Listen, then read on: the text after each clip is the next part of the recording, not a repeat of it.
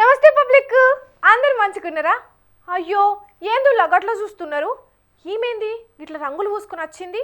పొద్దటి సంది ఇంకా తానం చేయలేదని గిట్లా అనుకుంటున్నారా ఏంది? అదేం లేదు, వార్తలు చదువుదామని నేను ఆఫీస్కు రాగానే మా వాళ్ళు టక్కున వచ్చి రంగులు పూసిర్రు. ఎట్లాగో హోలీ పండుగనే కాబట్టి ఇక మీకు వార్తలు చెప్పుడు ఆలస్యం కావద్దని అట్లనే వచ్చిన. సరే మరిగా ఇంకా లేట్ చేయకుండా షాజిద్దాం పాండ్రి మన సిటీ మార్ వార్తలు. ఎప్పట్లెక్కనే హెడ్లైన్ చూడుర్రి ముందుగల్లా.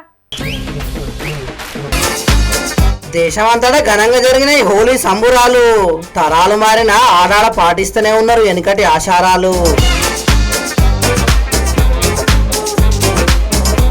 తాగునీళ్ల కోసానికి ధర్నాకు దిగిరు జనాలు. ఇప్పటికైనా పాలకులు తీరువాలని నీళ్ల తిప్పలు.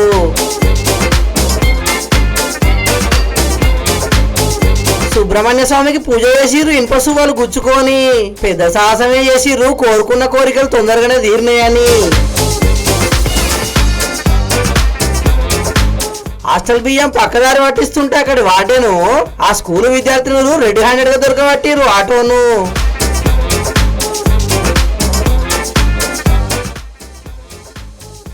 పండుగ యాళ్ళ వెనుకటి రోజులను తలుసుకొని బాధపడ్డ గంగులు.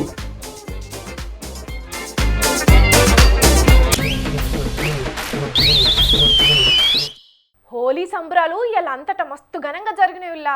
తీర్ల రంగులు చల్లుకుంటా హోలీని మస్తు కలర్ఫుల్గా చేసుకున్నారు.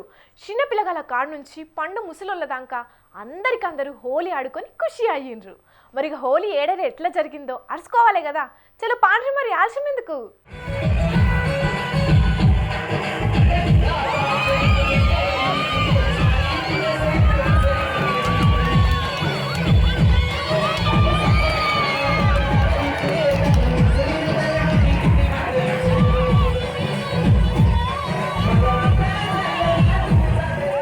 ఓహో, మంత్రి అంబటి సారు మంచి జోష్ మీద ఉన్నాడు కదా. మరిగా సంక్రాంతి సంబరాలైనా హోలీ సంబరాలైనా అంబటి సారు మాత్రం అస్సలకే తగ్గడు. అది కూడా కార్యకర్తలు ప్రజలతోని కలిసి మస్తు ఖుషిగా జరుపుకుంటాడు. అట్లా ఇవాళ సత్తెనపల్లి నియోజకవర్గంలోన్న సుగాలి కాలనీలో జరిగిన హోలీ సంబరాలల్లా అంబటి సారు పాల్గొని ఇట్లా ఉట్టి కొట్టి అక్కడున్నోళ్ళ లోపట జోష్ పెంచిండు. అటెంకా అక్కడున్నోళ్ళంతా కలిసి డ్యాన్సులు చేసిండు. ఇక ఆడికెంచిపోయి కార్యకర్తలతో కలిసి బైక్ ర్యాలీ తీసిండు. ఇక మామూలుగానే మల్లారెడ్డి అంటే మస్తు జోష్ ఉంటది. అసంటది హోలీ రోజు ఎట్లుంటది కూడా చూడాలి కాబట్టి.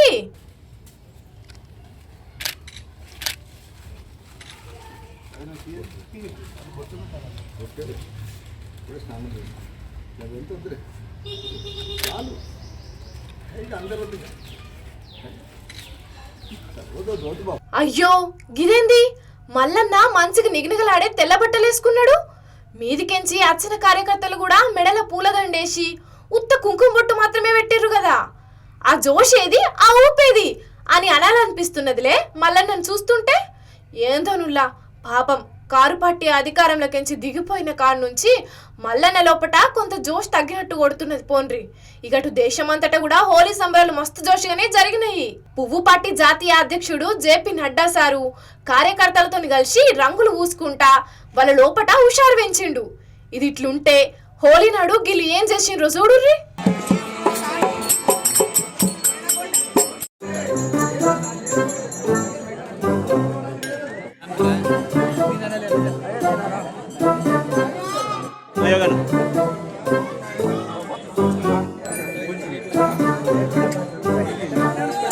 ఓర్ని ఇదేంది కథ? జంబలకడి పంబ సినిమాల లెక్క వీళ్ళంతా ఇట్లా విచిత్రమైన వేషాలు వేసుకున్నారు కదా. కర్నూలు జిల్లా ఆదోని మండలం సంతకుళ్ళూరు ఊళ్ళే ముచ్చటిది. హోలీ పండుగ నాడు మొక్కుబడి ఉన్న పురుషులు కోకారైక కట్టుకోకుంటే అరిష్టం జరుగుతుందని చెప్పి ఇట్లా చీర కట్టుతోని హోలీ పండుగ జరుపుకుంటారు. ఇవ్వే కాదు, ఒక్కొక్కరు ఒక్కో తీరుగా వేషధారణ చేసుకుంటారు. మరెందుకు ఇట్లా చేస్తారనేది గీ అన్న చెప్తున్నాడు. ఇనుండ్రి. మేము ఈ వేషధారణ రతి మన్మథ స్వామిని మెప్పించడానికి, కోరుకున్న కోరికలు నెరవేరడానికి ఈ వేషధారణ వేస్తున్నాం. ప్రతి సంవత్సరం హోలీ సందర్భంగా ఇలాంటి మగవాళ్ళ ఆడవాళ్ళ వేషాలు వేసి ఆ రతి మన్మథ స్వామిని మెప్పించి కోరికలు నెరవేరుతాయని నమ్మకంతో ఈ వేషధారణ వేస్తాము.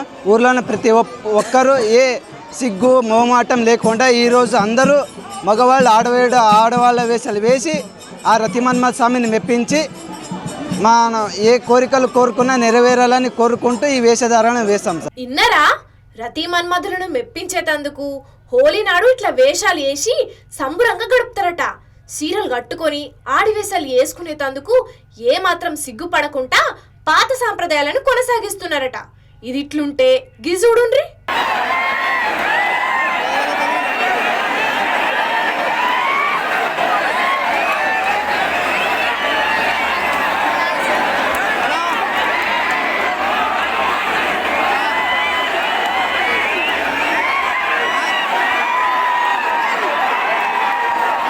వాయమ్మో ఏందిది, ఊరంతా ఒక్క కాడ కూడి పొట్టు పొట్టు కొట్టుకుంటున్నారు. వీళ్ళ లొల్లి చూస్తుంటే మూడో ప్రపంచ యుద్ధం ఇట్లా అత్తదా అన్నట్టే ఉన్నది గాని ఇది ఉత్తుత్తలొల్లే. నిజామాబాద్ జిల్లా బోధన్ మండలం హున్సా ఊళ్ళే ముచ్చటిది. అసలుకైతే ఈ ఊరోళ్ళంతా అన్నదమ్ముల లెక్క మంచిగా కలిసే ఉంటారు గాని హోలీ పండుగ యాళ్ళ మాత్రం ఇట్లా రెండు వర్గాలుగా విడిపోయి పిడిగుద్దులు గుద్దుకుంటారు. అర్ధగంట సేపు ఇట్లా కొట్లాడుకున్నాక మళ్ళా అందరు కలిసి ఒకళ్ళొగలు అలై బలై తీసుకుంటారట. ఎన్నో ఏండ్ల సంధి ఇట్లా చేస్తున్నారట. ఒక ఏడాది అక్కడి పోలీసులు ఈ ఆట నడవకుండా అడ్డుకుంటే ఆ ఊరికి కరువు వచ్చిందట. అందుకే మళ్ళా కొనసాగిస్తున్నారట. ఇక ఉపాధి కోసానికి వేరే ఊళ్ళకు పోయినోళ్ళు కూడా హోలీ నాడు సంతూరుకొచ్చి ఇట్లా పిడిగుద్దులు తినిపోతారట. ఒక్కో ఏరియాలో ఒక్కో తీరు ఆచారాలు ఉంటాయి కాబట్టి కాలం మారినా వాళ్ళ పద్ధతులు మాత్రం మారవకుండా 100 ఏళ్లకెంచి వస్తున్న ఆచారాలని ఇంకా పాటిస్తున్నారు అన్నట్టు. మరిగా పబ్లిక్ మీరు కూడా మీ తాత ముత్తాతల నుంచి వస్తున్న ఆచారాలను పాటిస్తున్నారా, లేకుంటే ఈ కాలంలో కూడా ఇంకా గివ్వెం పనులని కొత్త పొక్కడలకు పోతున్నారా అనేది ఒక్కపారి వెనుకకు తిరిగి ఆలోచించుకోండి.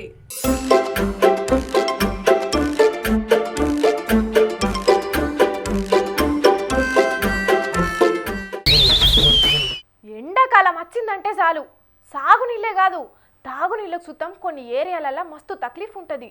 అటు సర్కార్ పెద్దలు ఇటు అధికారులు నీటి కష్టాలు లేకుండా అన్ని తీర్ల చర్యలు తీసుకుంటామని చెప్తూ ఉంటారు కానీ మోక మీద మాత్రం కథ అలాగుంటుందిలా. ఇగో ఇడ నీళ్ళ కోసానికి అక్కడి జనాలు ఏం చేసిరో మీరే చూడుండ్రి.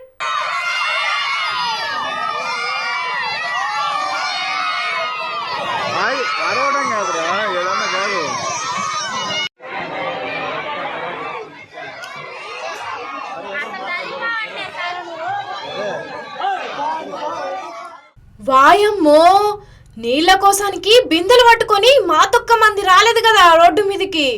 పిల్ల జల్లా ముసలి ముతక అని తేడా ఏం లేకుండా అందరికందరు వచ్చి ఈడ కూసున్నారంటే వాళ్ళకు నీళ్ల కోస బగ్గనే ఉన్నట్టున్నది. ప్రకాశం జిల్లా దోర్నల మండలం అయిన ముక్కల ఊళ్ళే ముచ్చటిది. కనీసానికి తాగునీటి కూడా నీళ్లు లేక మస్తు గోస పడుతున్నాం. అటు అధికారులు ఇటు ప్రజాప్రతినిధులు ఎవ్వరు మా గోడు వినిపించుకుంటలేరని చెప్పి ఆఖరుకు ఇట్లా ధర్నాకు దిగిర్రు. మా తాగునీటి సమస్యను తీసేదాకా కదిలేది లేదని చెప్పి జాతీయ రహదారి మీద ఖాళీ బిందెలతోని నిరసన చేసిర్రు. ఆ ఊరోళ్ళంతా రోడ్డు మీదనే ఉండే వరకు ట్రాఫిక్ బగ్గ జమైంది. ఆఖరుకు పోలీసులు రంగప్రవేశం చేసి మీ నీళ్ల తిప్పలు తీసే ఉపాయం చేపిస్తామని మెల్లగా వాళ్ళను బుదిరికిచ్చి ట్రాఫిక్ క్లియర్ చేసిర్రు. ఎండాకాలం ఇంకా ముద్రక ముందే ఇట్లా పానిపట్టు యుద్ధాలు జరిగితే రాబోయే రోజుల్లో ఇంకెన్ని తక్లీఫ్లు ఉంటాయి ఏం కథ. పంటలకు నీళ్ళు ఇయ్యకున్నా ఎట్లనన్నా బతుకుతారు కానీ తాగుటానికి నీళ్లు లేకుంటే మస్తు తిప్పలైతుంది. కాబట్టి సర్కార్ పెద్దలు ఇప్పటికైనా ఆలోచన చేసి ప్రజలకు పశుపక్షాదులకు తాగునీటి కష్టాలు లేకుండా చెయ్యురని అంటున్నారు ప్రజల నీటి కష్టాలు చూస్తున్నోళ్ళు.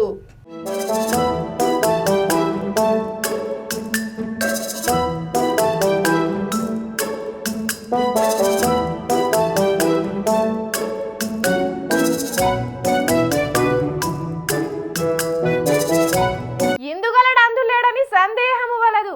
చక్రి సర్వపగతండు ఎందెందు వెతికినా అందందేగలడు అని ఆ భగవంతుని గురించి మాట్లాడుకున్నట్టే ఇక్కడ అక్కడ అని ఏం తేడా లేదు. ఎక్కడ చూసినా అవినీతి రాజు మేలుతనే ఉన్నది. అవినీతి చేయనికి దొరికి ఏ చిన్న అవకాశాన్ని కూడా వదులుకుంటలేరు కొంతమంది. ఇప్పుడు మళ్ళేమైంది ఇవన్నీ చెప్తానంటారా? అది చెప్పనికే కదా ఈ వార్తను మన సిటీ వర్లకు పట్టుకొచ్చింది. చలో వార్త వస్తుంది పురాగా చూడుర్రి.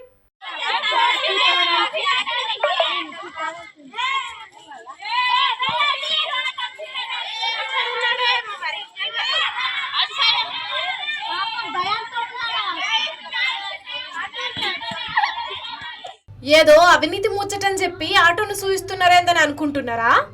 మరి ఆ అవినీతికి కారణమయ్యింది ఈ ఆటోలో ఉన్న సరుకే.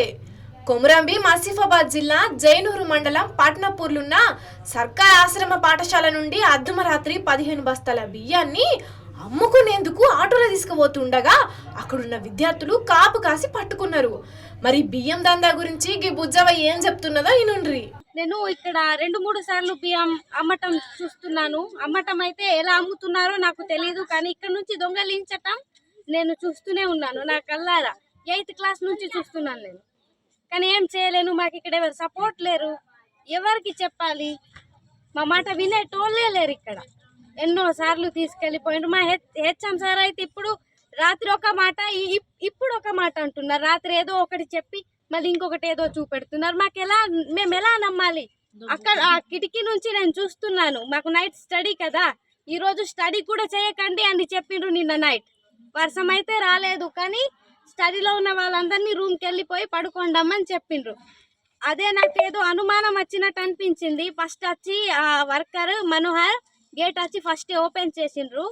పాప మేడంకి ఏం తెలీదు, మేడం నువ్వు కీ అడిగి ఓపెన్ చేసి వెళ్ళిపోయిండ్రు. అప్పుడే నాకు డౌట్ వచ్చింది, నాకేం నిద్ర పట్టలేదు.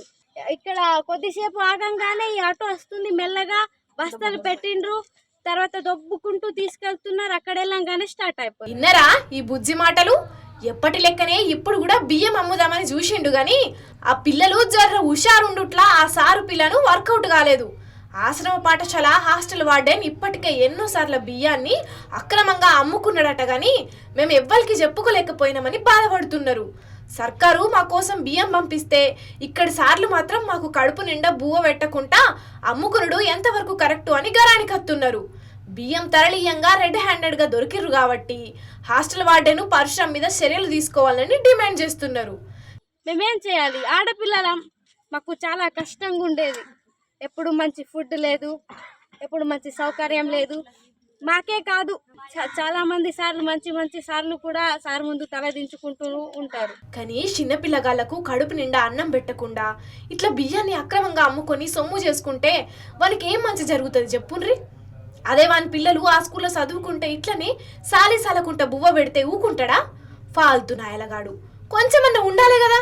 ఇసొంటోళ్ళు ఎన్నడు మారుతారో ఏందో గాని అయ్యా పెద్ద సార్లు, పసివిలగల బువ్వను అక్రమంగా అమ్ముకుంటున్నా వీన్ని ఆ నౌకరికెంచి పీకయ్యుర్రి, లేకుంటే వీని బుద్ధి మార్చుకోకుండా ఇట్లనే దోసుక తింటాడు.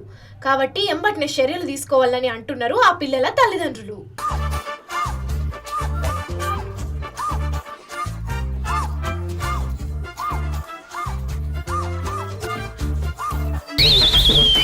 ఇక ఇవల్లా ఇయాల్టి సిటీమర్ వార్తలు మేము చెప్పినన్ని జబర్దస్త్గా ఉన్నాయిలే.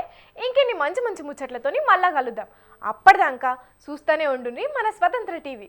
ఉంటాం మళ్ళా.